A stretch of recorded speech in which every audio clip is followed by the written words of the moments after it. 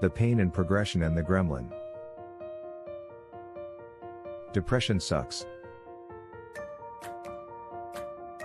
I have this internal dialogue telling me I suck and I'm starting to grow resentments. What are some of the reasons I can point at?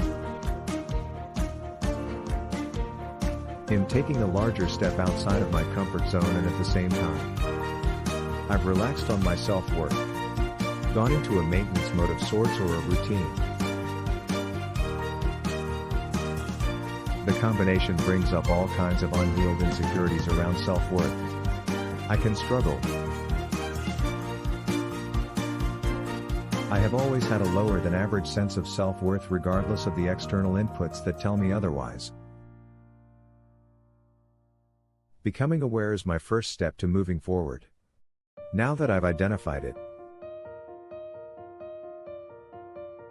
identifying it becomes a huge part of healing it. I have been less honest with myself, as of late, on this journey for self-actualization. A familiar outlook is that the world owes me, I've done everything right, and yet, I still failed and should quit. This is my ego's defense mechanism. Stepping out into the unknown is uncomfortable and my ego is trying to protect me. The process of progression. A part of my ego works to protect myself against failure, disappointment, and risk.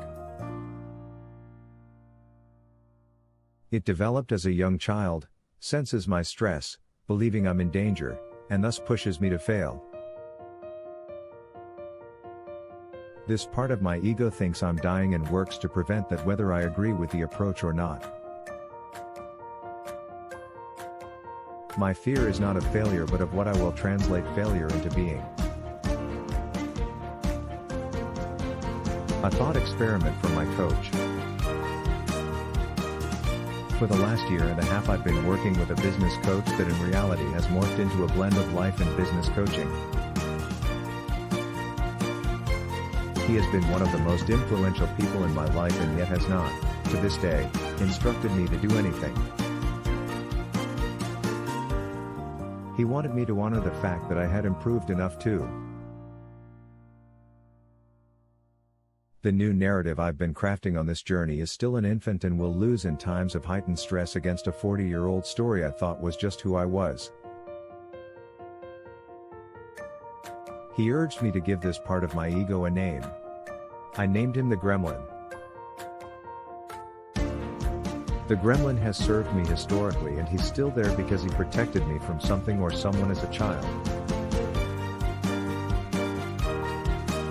My coach used the analogy of a family driving in a car.